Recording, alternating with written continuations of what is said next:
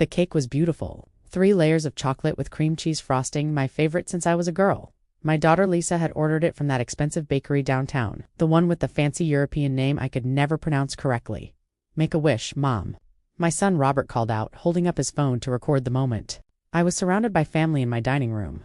Robert and his wife Lisa, my daughter Catherine and her husband James, and sitting quietly at the end of the table, my granddaughter Sarah, 17 years old, with her father's dark eyes and her grandmother's stubborn chin.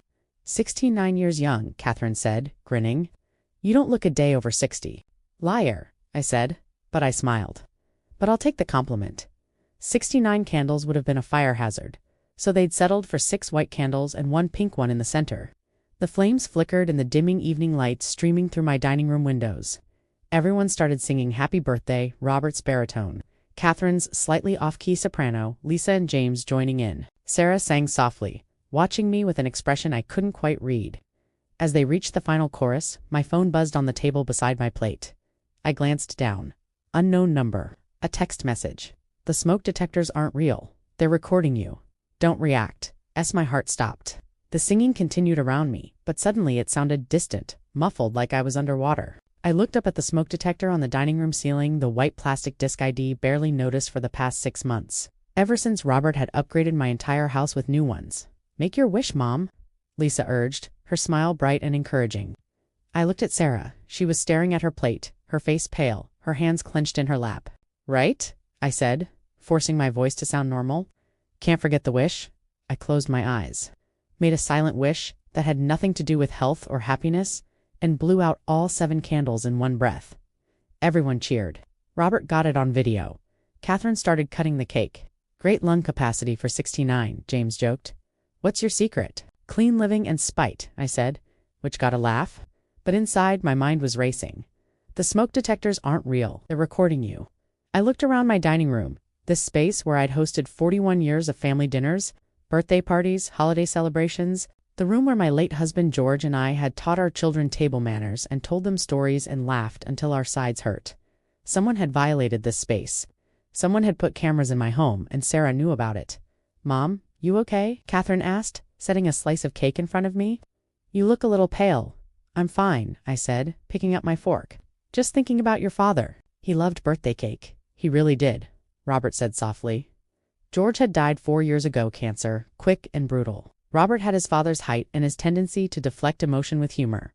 Remember how he'd always try to steal extra frosting before anyone else got served? I said, smiling at the memory. He had no shame. The conversation moved on. They asked about my plans for the coming year. Whether I'd thought about taking a vacation if I was still playing bridge every Tuesday with my friends. Normal birthday talk.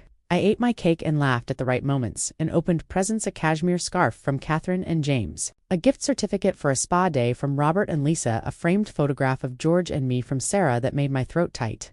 I found it in your storage room, Sarah said quietly. I thought you might want to display it. It was from our 30th anniversary. Both of us dressed up, George's arm around my waist. Both of us laughing at something the photographer had said. We looked so young, so happy, so certain we'd have another 20 years together. Thank you, sweetheart, I said, and meant it. It's perfect. The party wound down around 8 o'clock. Catherine and James left first. They had an early morning meeting. Lisa started cleaning up, insisting she'd take care of the dishes. You're the birthday girl, she said. Go relax. Robert was checking something on his phone, frowning slightly. Work email, probably. He was a financial advisor at a major firm, always connected, always dealing with client crises. Sarah approached me as I stood by the window, watching Catherine's car pull away. Grandma, she whispered, we need to talk tonight. After everyone leaves, I know, I whispered back. I'm serious. She glanced at her parents, then back at me. This is really bad. I believe you. 20 minutes later, everyone was gone. Robert and Lisa had offered to drive Sarah home, but she declaimed she had homework to finish and asked if she could stay at my house for a few hours. Of course, I'd said immediately. I'll drive her home later. The moment the door closed behind Robert's car, I turned to Sarah. Tell me everything, I said. We sat in my living room, curtains drawn, lights dim. Sarah looked terrified. I found out 3 weeks ago, she said, her voice shaking. I was looking for Dad's phone charger in his office, and I found a laptop hidden in his filing cabinet. Not his work laptop, a different one. It was on, and when I moved it, the screen lit up. What did you see? Feeds? Video feeds? Multiple windows showing different rooms of your house. She was crying now. Your bedroom, your bathroom, your kitchen, the living room, everywhere. I felt cold. Not surprised Sarah's text had prepared me, but cold, violated. Furious, there was a label on one of the windows. Sarah continued. It said smoke detector master bedroom. So I clicked on it, and I could see, ... I could see your bed, Grandma, your dresser, everything, and there were recordings. Hundreds of files organized by date and location. How far back? The oldest files were from May. 6 months. 6 months. 6 months of surveillance. 6 months of my life recorded without my knowledge or consent. Why? I asked, though part of me already knew. Why would your father do this? Sarah wiped her tears with the back of her hand. I spent the last 3 weeks trying to figure that out. I looked through his computer when he wasn't home. There are other files, legal documents about guardianships, articles about proving mental incompetence, spreadsheets tracking your behavior. There it was. The confirmation of my worst suspicion. They're trying to get guardianship, I said flatly. Yes, Dad and Aunt Catherine have been working together. I found emails between them and some lawyer named Thomas Brighton. They've been planning this for months. Thomas Brighton. I knew that name from somewhere. A colleague had mentioned him once. Said he was known for helping families navigate elder care situations. At the time, I'd thought it was a respectable specialty. Now I understood it was something else entirely. They think I'm incompetent, I said. They're trying to make you look incompetent, Sarah corrected. I watched some of the videos. They're editing them.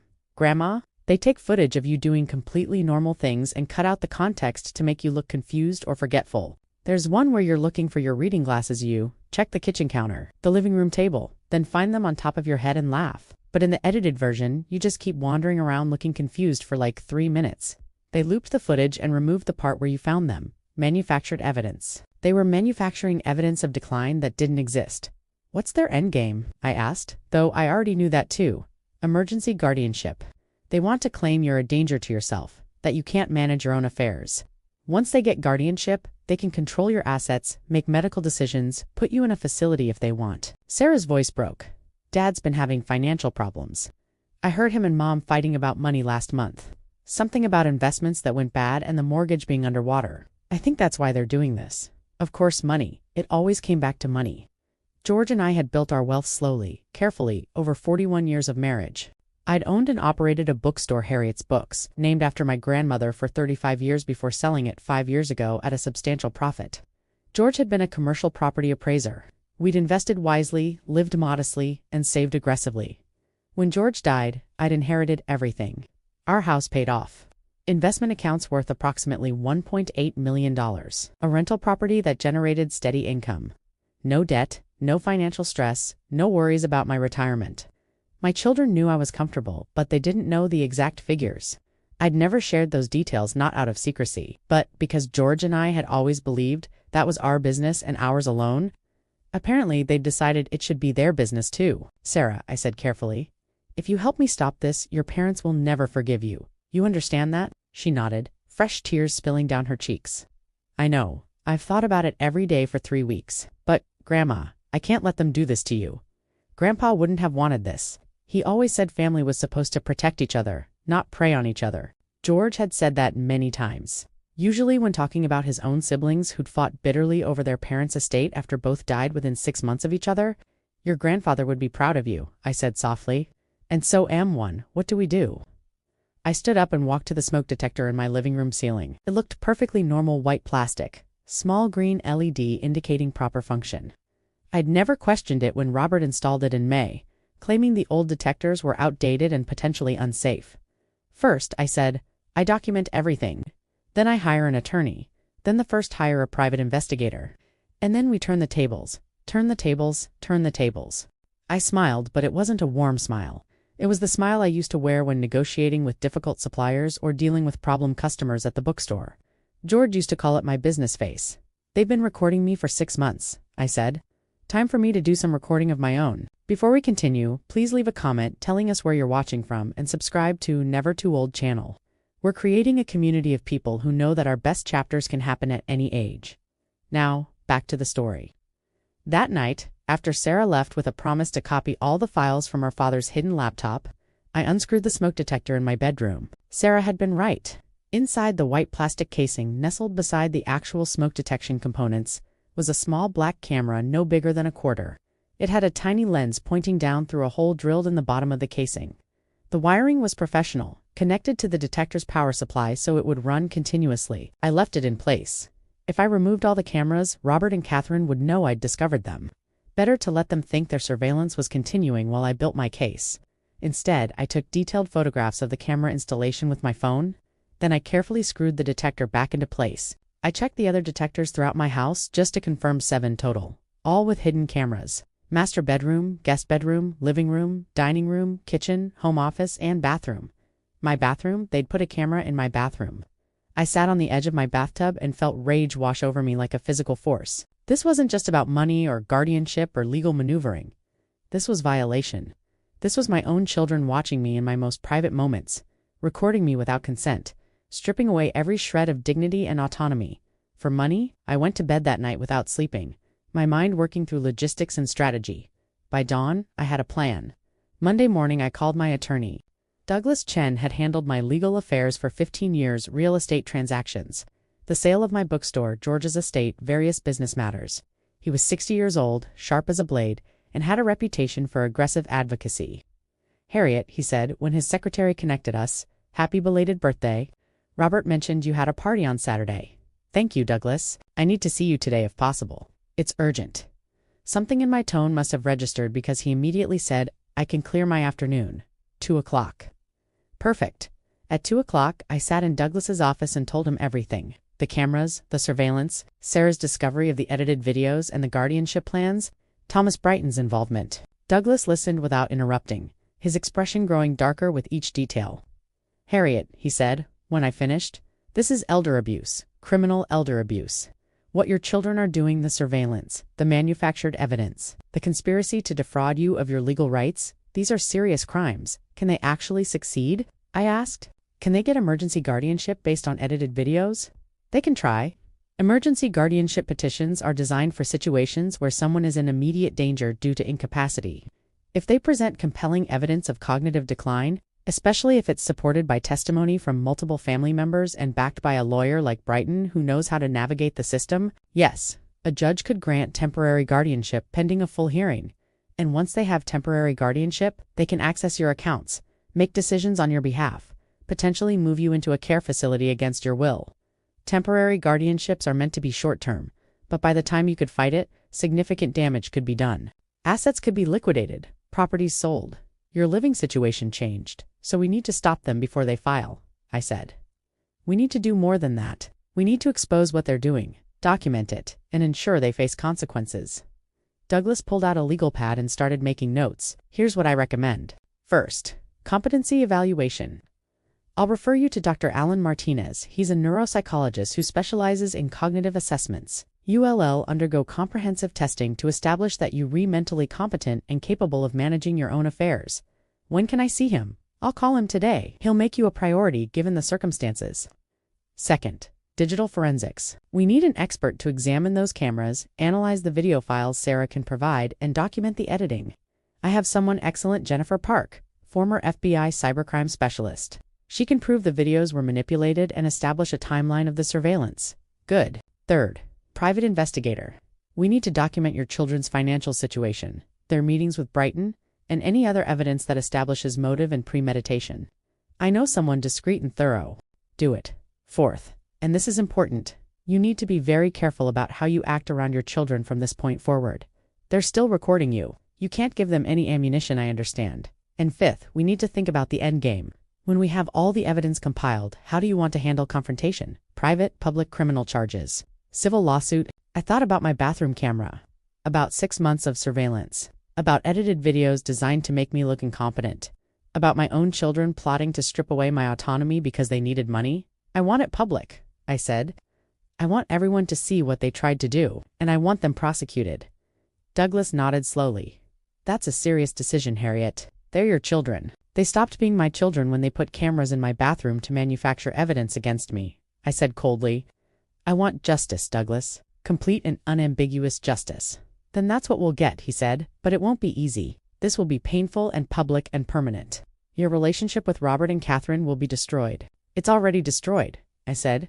They just don't know it yet. The next 2 weeks were a carefully choreographed performance. I saw Robert and Catherine several times: family dinners, coffee meetings, a shopping trip with Catherine. Each time, I acted completely normal. I was cheerful, engaged, sharp. I didn't give them a single moment that could be edited into evidence of decline, but I was also documenting everything. I started carrying a small voice recorder in my purse, activated during every interaction. I kept detailed notes of conversations, including times, dates, and exact quotes. I was building my own evidence file. Sarah, meanwhile, was my eyes and ears inside Robert's house. She copied every file from his hidden laptop onto an external hard drive: the video files, the edited versions, the spreadsheets tracking my concerning behaviors, the emails with Catherine and Brighton, everything. "There's so much, Grandma," she told me. During one of our secret meetings at a coffee shop across town, "They've been planning this since April, before they even installed the cameras." "Show me," I said. She pulled out her laptop and opened a folder. Inside were dozens of documents. Meeting notes titled Mom's Strategy Session, a timeline document outlining when to install cameras, how long to record, when to compile evidence, when to file the guardianship petition, email exchanges discussing which lawyer to hire and how to present their case, and worst of all, a document titled Financial Projections that calculated the value of my assets and how those assets would be divided once guardianship was established. They'd allocated 60% to Robert, 40% to Catherine, because Robert had taken the lead on the project and deserved larger compensation for his efforts. "They're treating this like a business deal," I said, staring at the spreadsheet. "Dad said in one email that it was unfortunate but necessary," Sarah said bitterly, "that you'd lived a good life and it was time for the next generation to benefit from the family wealth. Family wealth that George and I had built through 41 years of hard work. Wealth we'd planned to eventually leave to our children when we were dead, not when they decided they needed it more than I did." "What else did you find?" "Information about Thomas Brighton. Dad hired him specifically because he'd done this before, helped other families get guardianship over elderly relatives. Brighton has a whole system. He coaches families on what evidence to gather, how to present it, what to say to judges. He's done at least 10 of these cases in the past 5 years. 10 families, 10 elderly people stripped of their rights by their own children with Brighton's expert guidance." "Is there evidence he's done anything illegal?" I asked. "Maybe. Some of the emails talk about creative documentation and optimizing presentation of concerning behaviors. It's pretty clear he's helping families manufacture evidence, even if he's careful not to explicitly say that." "Good, we'll use that." I met with Dr. Martinez 3 times that week for comprehensive cognitive testing, memory assessments, problem-solving exercises, language evaluations, executive function tests. It was exhausting and sometimes frustrating. I was unused to being tested like a schoolchild, but I understood the necessity. At our final meeting, Dr. Martinez smiled warmly. "Mrs. Harriet Chen," he said, "you have the cognitive function of someone 20 years younger. Your memory is excellent. Your reasoning is sharp, and you show absolutely no signs of cognitive decline or impairment. In fact, you scored in the 97th percentile for your age group in several categories. Can you document that in writing?" I asked. "I'm preparing a comprehensive report for your attorney. If anyone tries to claim you're mentally incompetent, this report will destroy their case completely." One piece in place. Jennifer Park, the digital forensics expert, spent 3 days analyzing the cameras Sarah had helped me document, and the video files from Robert S. laptop. "This is sophisticated work," she said, showing me her findings in Douglas's conference room. "These aren't consumer-grade devices. These are professional surveillance cameras designed for covert installation. The video quality is high definition. The storage system is cloud-based, and the editing software they used is expensive and advanced." "Can you prove the videos were edited?" Douglas asked. "Absolutely. Watch this." She pulled up 2 video files side by side on her laptop. This is the original footage of Mrs. Chen in her kitchen on September 14th. She's making lunch sandwich chips, glass of iced tea. Takes her about 4 minutes. She's focused, efficient, no issues. The video showed exactly that. Me moving around my kitchen, assembling a meal, humming to myself. "Now here's the edited version," Jennifer continued. "The second video showed me in the same kitchen, but something was wrong. I kept opening cabinets and forgetting what I was looking for. I picked up a plate, set it down, picked it up again. I stood in front of the open refrigerator for what seemed like forever, staring blankly. That's not what happened," I said, even though I'd been prepared for this. "Of course not." They took that 4-minute video and edited it heavily. They looped certain actions, removed context, added pauses. The metadata shows this file was created on September 18th, 4 days after the original footage. The editing software used was Adobe Premiere Pro, and I can see every cut, every manipulation, every timestamp alteration. Can you testify to all of this in court? Douglas asked. Yes. I can provide expert testimony demonstrating that these videos were deliberately and extensively manipulated to create a false narrative of cognitive decline. This isn't someone making a home movie. This is fraud. Another piece in place. The private investigator, Marcus Webb, delivered his report 10 days later. It was thorough and damning. Robert and Lisa's financial situation was dire. They'd refinanced their house 18 months ago to invest in a real estate development project that had collapsed. They were now underwater on their mortgage by approximately $200,000. Robert's income as a financial advisor had decreased significantly. He'd lost several major clients after giving advice that led to substantial losses. Catherine and James were in better shape financially, but not by much. James's architectural firm had been struggling since the pandemic, and they had significant credit card debt. More importantly, Marcus had documented 5 separate meetings between Robert, Catherine, and Thomas Brighton at various locations over the past 4 months. Coffee shops, restaurants, Brighton's office. Marcus had photographs of all of them, and he dug into Brighton's background. This guy is bad news, Marcus said, sliding documents across Douglas's desk. Thomas Brighton, age 48, elder law attorney for 15 years, he's technically clean, no formal complaints with the state bar, no criminal record. But I talked to some people in the legal community and his reputation is terrible. He's known as the guy you hire when you want to take control of an elderly relative's assets. How many times has he done this? I asked. I found records of 12 guardianship cases he's handled in the past 7 years, where the alleged incompetent person was over 65 and had substantial assets.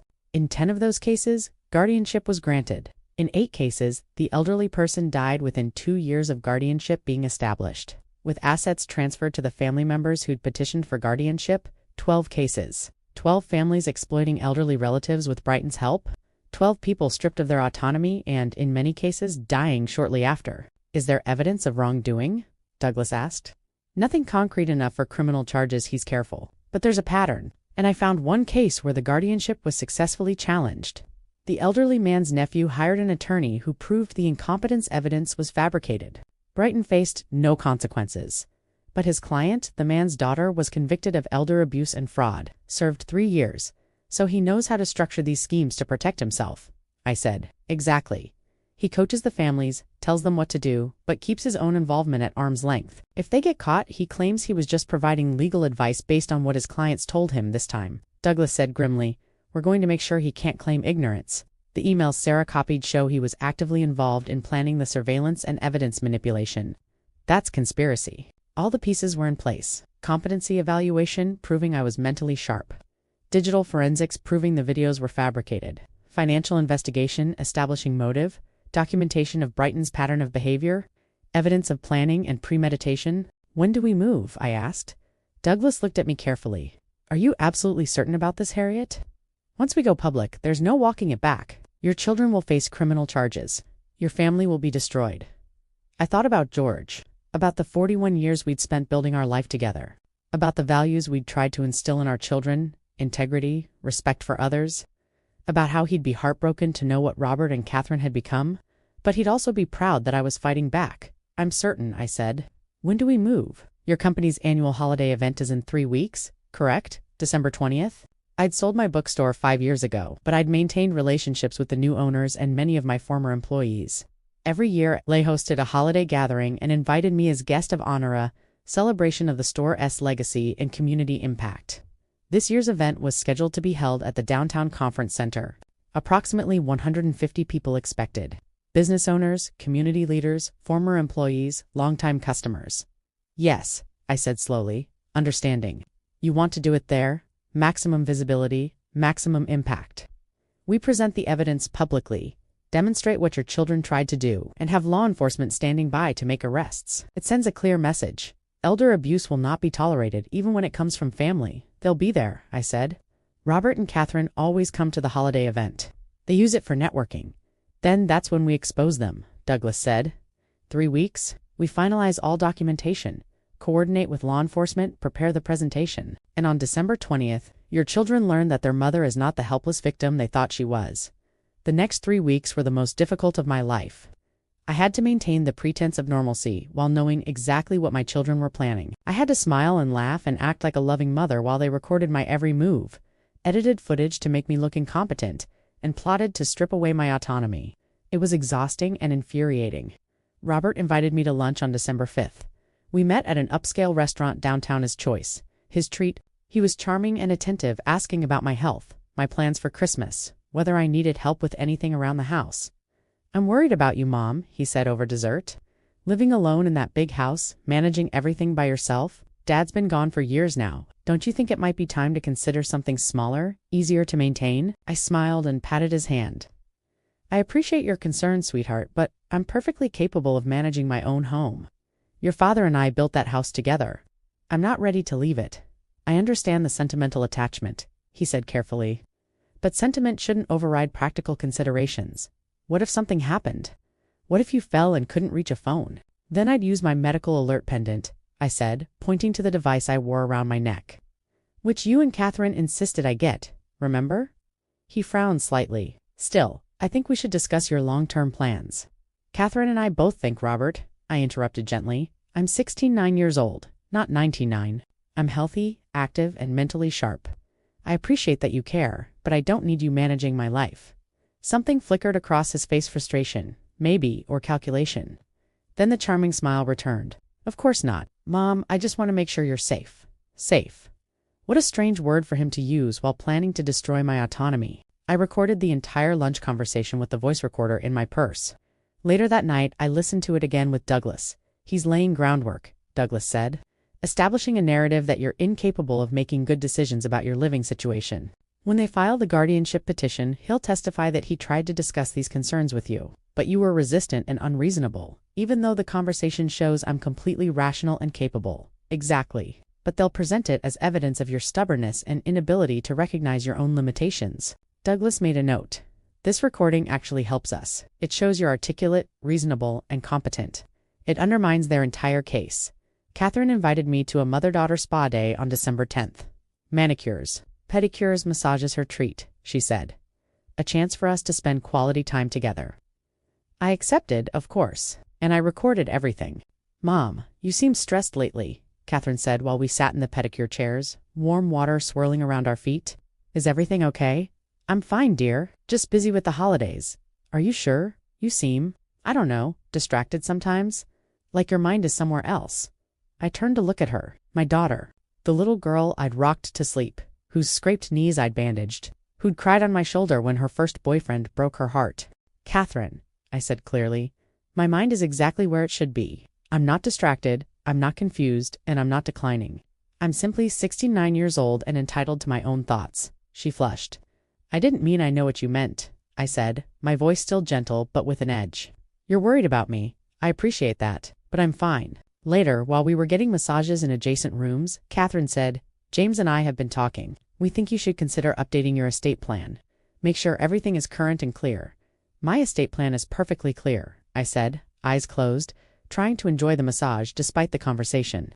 "Douglas reviewed it last year. Still, it might be good to revisit. Make sure your wishes are documented in case ... double quotes," she trailed off. "In case what? In case something happens? In case you're unable to make decisions for yourself?" There it was. The real purpose of this spa date: to plant seeds about my supposed need for someone else to manage my affairs. "If I become incapable of making my own decisions," I said calmly, "my medical power of attorney and living will are already in place. Everything is documented. You and Robert don't need to worry." After the spa day, I sat in Douglas's office and played him the recordings. "They're accelerating," he said. "These conversations suggest they're planning to file soon, probably early January, right after the holidays. They want everything in place so they can move quickly. Which means our timeline is perfect," I said. "We expose them at the holiday event on the 20th before they can file anything." "Exactly. Once the evidence is public and they're facing criminal charges, any guardianship petition becomes impossible. No judge would grant guardianship to someone accused of elder abuse and fraud." Sarah visited me on December 12th, ostensibly to help me decorate for Christmas. "Really, she came to give me the latest update. Dad's been on the phone with Brighton a lot this week," she said, while we hung ornaments on my tree. "I heard him say something about moving up the timeline and filing before the end of the month." "Do they know about the holiday event?" I asked. "Yes. Mom mentioned it yesterday. She said it would be good for networking, and Dad agreed they should both attend." "Perfect. They'd walk right into the trap." "How are you holding up?" I asked, studying my granddaughter. She looked exhausted, dark circles under her eyes. "I'm scared," she admitted. I keep thinking about what happens after, where I'll live, how I'll pay for college. Dad's going to disown me when he finds out what I did. You'll live here, I said firmly. With me, and your college is already paid for. I set up a trust fund for you when you were born. Your father can't touch it. Her eyes filled with tears. Really, really, Sarah, you saved me. You chose integrity over comfort, truth over family loyalty. You're going to be fine, more than fine. We finished decorating the tree together. It looked beautiful, white lights, gold and silver ornaments. A star on top that George had bought our first Christmas together 45 years ago. Grandpa would be proud of both of us, Sarah said softly. Yes, I agreed. He would. December 20th arrived with snow flurries and cold wind. I dressed carefully that morning, a burgundy dress, pearl earrings George had given me for our 30th anniversary, my grandmother's watch. I wanted to look strong, capable, exactly like what I was, a competent, sharp woman who would not be victimized. The conference center was already decorated when I arrived at 4 o'clock. Winter Wonderland theme, elegant and tasteful, long tables with white tablecloths, a buffet station being set up, a small stage at the front where the bookstore's current owner, Rachel Morrison, would give welcoming remarks, and where I would deliver the speech that would destroy my children. Douglas arrived shortly after me, followed by Jennifer Park with her laptop and presentation equipment. Marcus Webb came next, carrying boxes of documentation. Dr. Martinez arrived at 4:30. And finally, Detective Karen Walsh and her partner, Detective James Cruz, both in plain clothes. Mrs. Chen, Detective Walsh said, shaking my hand, we've reviewed all the evidence your attorney provided. This is one of the most clear-cut cases of elder abuse I've seen. Once you present the evidence publicly, we'll make the arrests. How serious are the charges? I asked. Elder abuse in the first degree, fraud, illegal surveillance, conspiracy to commit fraud. Between the surveillance, the manufactured evidence, and the clear intent to deprive you of your legal rights, we're looking at significant prison time. 5 to 10 years for the primary offenders. And Thomas Brighton. We've coordinated with the district attorney's office. Brighton will be arrested at his office immediately after your presentation. Based on the evidence of his involvement in the conspiracy and his pattern of similar behavior in other cases, he's looking at multiple felony charges and permanent disbarment. At 5:30, guests started arriving. Former bookstore employees, regular customers, business owners, community leaders, people I'd known for decades who'd supported my business and become friends over the years. Robert and Catherine arrived at 6 o'clock. Robert wore a dark suit, looking every inch the successful financial advisor. Catherine was elegant in a navy dress, her blonde hair styled perfectly. They saw me across the room and smiled. Waved. Catherine mouthed, "Love you, Mom." I waved back, my own smile pleasant and warm. 45 minutes later, Rachel called everyone to attention. "Thank you all for coming to our annual holiday celebration," she said from the stage. "As you know, we started this tradition years ago to honor the legacy of Harriet S. Books and the incredible woman who built it. Harriet Chen created more than a bookstore. She created a community hub, a place where people connected over stories and ideas. Even though she sold the store 5 years ago, her presence is still felt every day." Applause. I stood at my table near the front, acknowledging the recognition with a nod. "Tonight," Rachel continued, "Harriet asked if she could say a few words. Of course we said yes. Harriet, please come up." I walked to the stage, my heart pounding but my face calm. Douglas stood by the laptop connected to the projection screen behind me. Jennifer had everything cued and ready. "Thank you, Rachel," I said into the microphone. "And thank you all for being here tonight. This store, this community, you've all been such an important part of my life. For 35 years, I had the privilege of serving you, recommending books, hosting author events, and being a small part of your stories." Smiles and nods throughout the room. Robert and Catherine were watching me with polite interest, probably wondering why I was giving a speech at all. "Tonight, I want to talk about a different kind of story," I said, my voice hardening slightly. "A true story about betrayal, greed, and the exploitation of vulnerable people. A story that, unfortunately, is becoming increasingly common in our society." The room had gone very quiet. 6 months ago, I continued, someone installed hidden cameras throughout my home. 14 cameras in total. In my bedroom, in my bathroom, in my kitchen, my office, my living room. These cameras recorded my every move 24 hours a day for 6 months. Gasps rippled through the crowd. I saw Robert's face go pale. Catherine grabbed James's arm. The footage from these cameras was edited to make me appear mentally incompetent. Normal, everyday behaviors were stripped of context and presented as evidence of cognitive decline. This manufactured evidence was being compiled to support an emergency guardianship petition, a legal maneuver designed to strip me of my autonomy and give control of my assets to the people surveilling me. The murmurs grew louder. People were looking around, trying to understand what was happening. Those people, I said clearly, were my children. Robert Chen and Catherine Morrison sitting right there. I pointed. Every head in the room turned. Robert stood up, his face red. Catherine was crying. Mom, this isn't. Robert started. I'd like to show you the evidence, I said. Jennifer started the presentation. The projection screen behind me lit up with side-by-side videos. First, the edited version of me in my kitchen, looking confused and disoriented. Then the original footage showing the complete context and my perfectly normal behavior. More videos followed. Each one demonstrated clear and undeniable manipulation. The editing was obvious once you saw both versions together. The fraud was irrefutable. My children, I said as the videos played, installed professional-grade surveillance equipment in my home. They spent 6 months recording me without my knowledge or consent. They edited hundreds of hours of footage to create a false narrative of mental decline. And they were working with an attorney named Thomas Brighton, a man who specializes in helping families exploit elderly relatives to file for emergency guardianship. The room was silent except for the audio from the videos. Everyone was watching the screen, horror and disgust written on their faces. Why? Someone called out. Money? I said simply. My children needed money. Their investments had failed. They were facing financial ruin, and they saw my assets as the solution. They decided it would be easier to take control of my life and my resources than to deal with the consequences of their own poor decisions.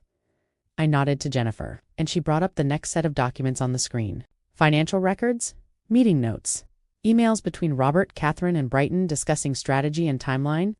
This wasn't a case of concerned children worried about an elderly mother, I said. This was a calculated conspiracy to defraud me of my legal rights and my assets, and it would have succeeded if not for my 17-year-old granddaughter, Sarah, who discovered what was happening and had the courage to warn me. I found Sarah in the crowd standing near the back. She was crying, but she met my eyes and nodded. There are detectives here tonight, I said. They've reviewed all the evidence, the cameras, the edited videos, the financial records, the planning documents, everything. Warrants have been issued. Detective Walsh and Detective Cruz moved forward. Badges visible. 2 uniformed officers appeared at the exits. Robert Chen and Catherine Morrison, Detective Walsh said, her voice carrying through the silent room. You're under arrest for elder abuse in the first degree, fraud, illegal surveillance, and conspiracy to commit fraud. You have the right to remain silent. ... It happened quickly. The handcuffs, the reading of rights, Robert arguing loudly, insisting this was all a misunderstanding, threatening lawsuits, Catherine sobbing, begging me to stop this, saying she loved me. James stood frozen, shock on his face. Lisa had her phone out, probably trying to call a lawyer. And then Robert and Catherine were escorted out through a side door, past the cameras that had been set up by local news stations who'd been tipped off about a major elder abuse case being exposed tonight. The room erupted in conversation. People talking over each other, asking questions, expressing outrage. Several former employees came to the stage to hug me, tell me how brave I was, ask if I was okay. I'm fine, I told them. Better than fine. Justice is being served. Rachel appeared beside me, tears streaming down her face. Harriet, I had no idea. I'm so sorry you went through that. Thank you, dear. But I survived it. And now I'm making sure they face consequences. Douglas joined me on stage, putting a hand on my shoulder. You did great, he said quietly. That took courage. No, I said, watching the doors where my children had been taken out. That took necessity. They left me no choice. The story made national news within 24 hours. Children install cameras to manufacture elder abuse case. Read the headlines. Grandmother exposes surveillance plot at holiday event. Attorney arrested in pattern of elder exploitation schemes. The video presentation, I'd shown the side-by-side comparisons of edited versus original footage, went viral. News programs played it alongside interviews with elder abuse experts who called it one of the most calculated cases of family exploitation in recent memory. Thomas Brighton was arrested at his office the morning after my presentation. Police found evidence of his involvement in my children's conspiracy, plus documentation of similar schemes involving 6 other families. His law license was immediately suspended. He faced multiple felony charges, and the State Bar Association launched a formal investigation that would ultimately lead to his permanent disbarment. My children's first court appearances were grim. Robert hired an expensive attorney who tried to argue that the surveillance had been installed out of genuine concern for my welfare. The prosecutor demolished that argument by presenting the financial projections document that showed exactly how my assets would be divided once guardianship was obtained. This wasn't concern, Assistant District Attorney Michael Torres said at Robert's bail hearing. This was calculated financial exploitation of a vulnerable elderly woman by her own son. Mr. Chen installed cameras in his mother's most private spaces, manufactured false evidence of mental decline, and conspired to strip her of her legal autonomy to access her assets and resolve his own financial problems. The judge set bail at $150,000. Robert couldn't afford it. He remained in custody. Catherine's attorney tried a different approach, claiming she'd been influenced by Robert, that she hadn't fully understood what they were doing, that she was remorseful. Mrs. Morrison, Judge Stephen Park, said at her bail hearing, "You installed hidden cameras in your mother's bathroom. You edited videos to make her appear incompetent. You participated in planning meetings with an attorney known for exploiting elderly people. Your actions were deliberate, calculated, and predatory." Bail is set at $150,000. Catherine also couldn't afford bail. She remained in custody. Over the next several months, the legal proceedings unfolded with brutal efficiency. Douglas filed civil lawsuits on my behalf against Robert and Catherine for invasion of privacy, intentional infliction of emotional distress, fraud, and conspiracy. He sought damages of $750,000 from each of them, a figure representing both compensatory and punitive damages. Dr. Martinez's competency evaluation was submitted to the court and became part of the public record. His report was unequivocal. Mrs. Harriet Chen demonstrates cognitive function well above average for her age group. Her memory is excellent, her reasoning is sharp, her judgment is sound. She shows no signs of confusion, disorientation, or impaired decision-making capacity. The suggestion that she requires guardianship is not only unsupported by evidence, it is contradicted by comprehensive testing, demonstrating intact and superior cognitive function. Any videos or testimony claiming otherwise appear to be deliberately fabricated. Jennifer Park's digital forensics report was equally powerful. She documented every edit, every manipulation, every piece of manufactured evidence. Her conclusion: the surveillance operation was sophisticated and intentional. The video editing was extensive and purposeful. This was not family members documenting a genuine decline. This was fraud designed to manufacture false evidence for financial gain. The perpetrators knew exactly what they were doing and why. In February, James Morrison, Catherine's husband, agreed to testify against Robert and Catherine in exchange for immunity from prosecution. He'd been aware of the surveillance but hadn't participated directly. His testimony provided crucial details about planning meetings, Robert's leadership role, and specific conversations about how to present the guardianship petition. James's testimony broke Catherine in March. She accepted a plea deal, guilty to elder abuse and fraud, in exchange for a recommendation of 6 years with possibility of parole after 4. She'd also pay $400,000 in restitution, accept a permanent restraining order prohibiting any contact with me, and testify against Robert.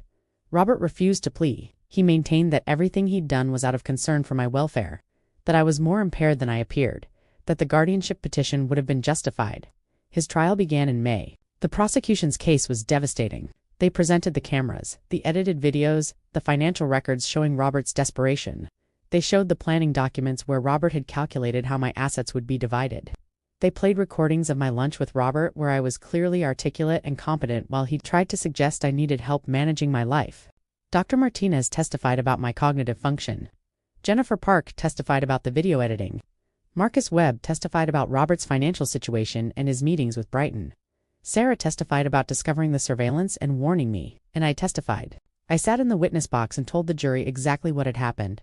How I'd discovered the cameras, how I'd felt violated and betrayed, how my own son had watched me in my most private moments to manufacture evidence against me. "Did you ever show signs of mental decline?" the prosecutor asked. "No," I said clearly. "I've always been mentally sharp and capable. My son knew that. He wasn't documenting decline. He was creating the appearance of decline that didn't exist." "Why do you believe he did this?" "Money. He needed money. And he decided taking control of my assets was easier than solving his own financial problems." Robert's attorney tried to paint me as vindictive, as an angry mother who couldn't accept that her son was trying to help her, but the evidence was overwhelming. The edited videos spoke for themselves. The financial documents showed clear motive. The planning timeline demonstrated premeditation. The jury deliberated for 3 hours.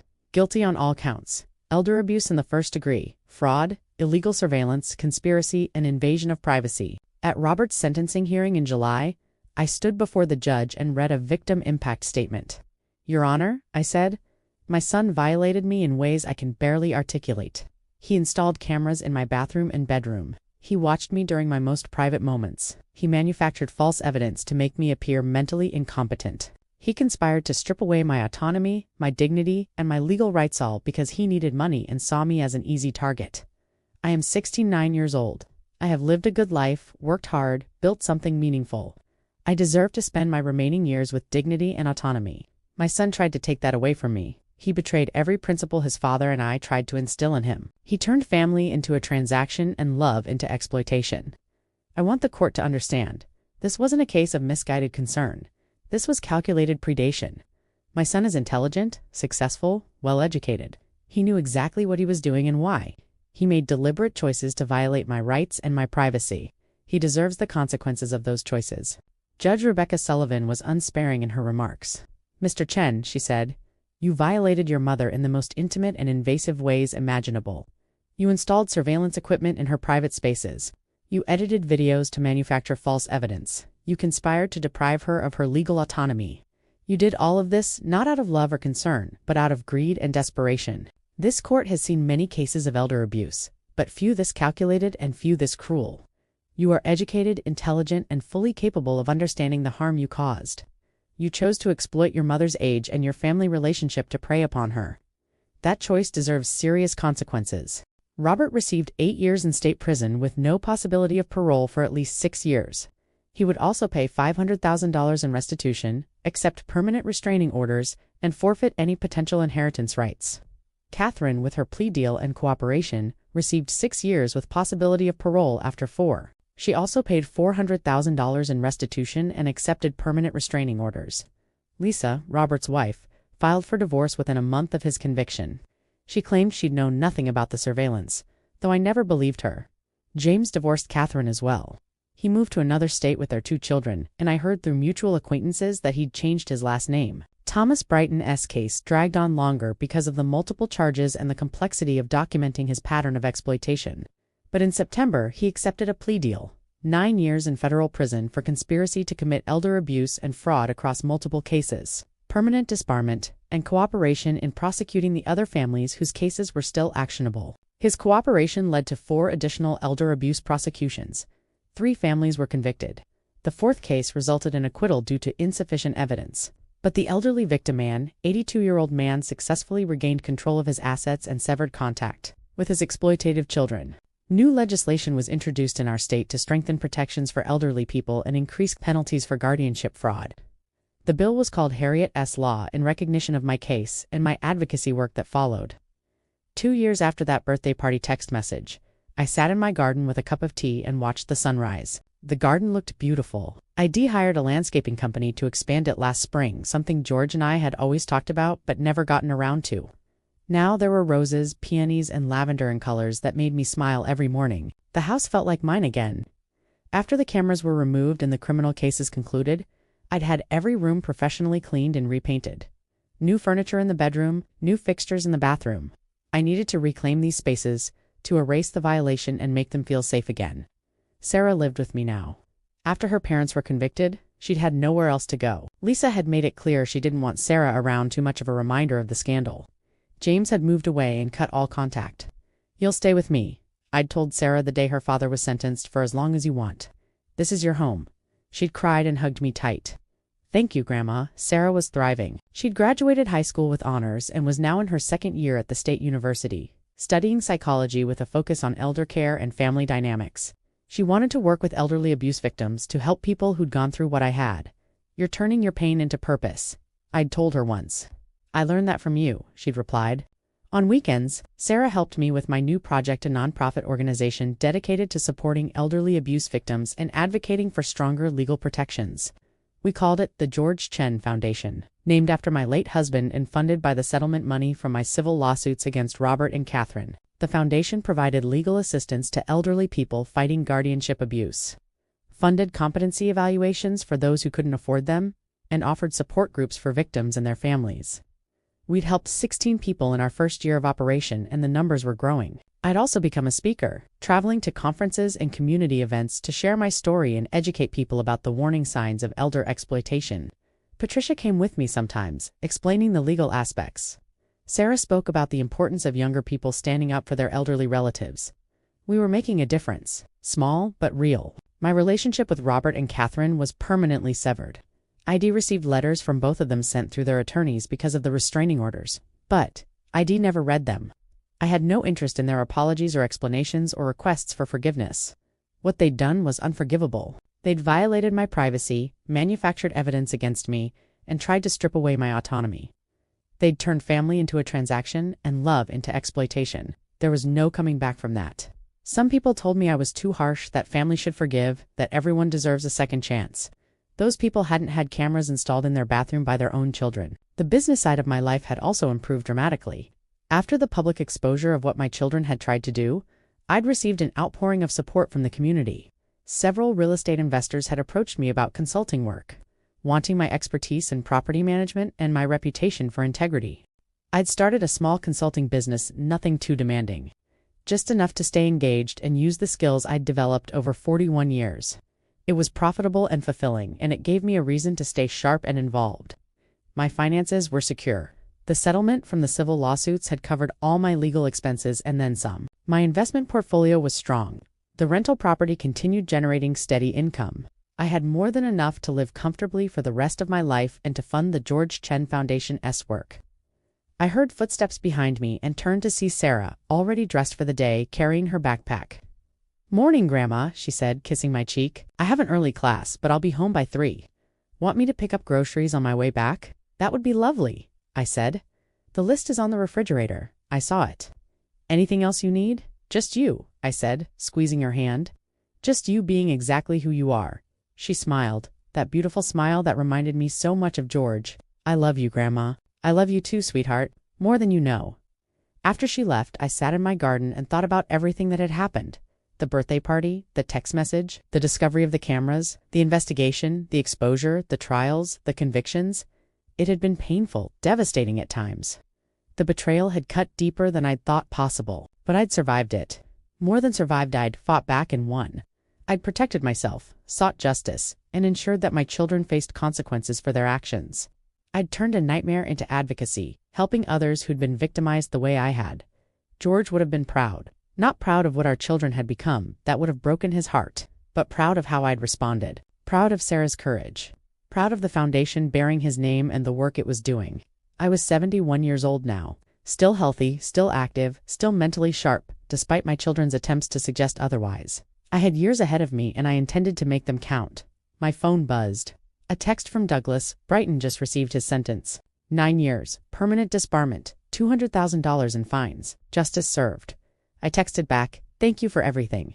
His response came immediately. "You did the hard part. You stood up and fought back." That took real courage. I set down my phone and looked at my garden, my house, my life that I'd reclaimed and rebuilt. My children were in prison. Thomas Brighton was disbarred and imprisoned.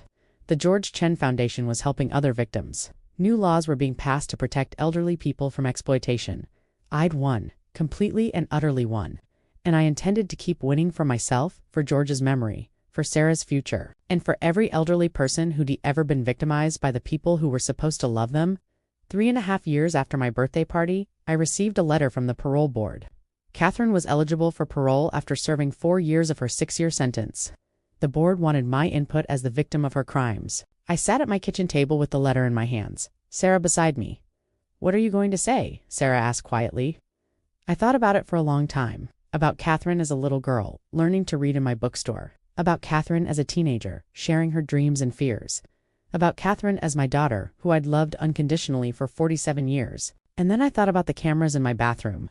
About the edited videos. About the cold calculation in the planning documents. Once we get guardianship, we move fast. "I'm going to recommend denial," I said finally. She served 4 years for destroying my privacy, violating my dignity, and trying to steal my autonomy. Not enough time to truly understand the harm she caused or to change the person she became. "Are you sure?" Sarah asked. "She is your daughter." "She was my daughter," I corrected gently. "The person who put cameras in my bathroom and conspired to exploit me is not the daughter I raised. Maybe prison will change her. Maybe in another few years, she genuinely understands what she did and becomes someone different. But right now, she hasn't served enough time to earn a second chance." I wrote my letter to the parole board that afternoon. It was thorough, clear, and uncompromising. I detailed exactly what Catherine had done, the harm it had caused, and why I believed she should serve her full sentence. The parole board denied Catherine's request. She would serve at least another year before being eligible again. Robert wasn't eligible for parole until he'd served 6 years of his 8-year sentence. That wouldn't happen for another 2 years. When it did, I'd write the same kind of letter recommending denial. My children had made their choices. Now they were living with the consequences. As for me, I was living my best life. At 71, I was running a successful consulting business, managing the George Chen Foundation, speaking at conferences, and mentoring my brilliant granddaughter. I had friends, purpose, financial security, and peace. I'd been victimized by my own children, but I hadn't let that victimization define me. I'd fought back, sought justice, and rebuilt my life on my own terms. That was my story. That was my victory. And I wanted everyone who heard it to understand. We are never too old to fight back. We are never too powerless to demand justice. And we should never, ever tolerate exploitation, especially from family. So, that's my story. I'd love to hear what you think. Have you or someone you know dealt with family members trying to exploit an elderly relative? How did you handle it? Let me know in the comments and subscribe for more stories like mine.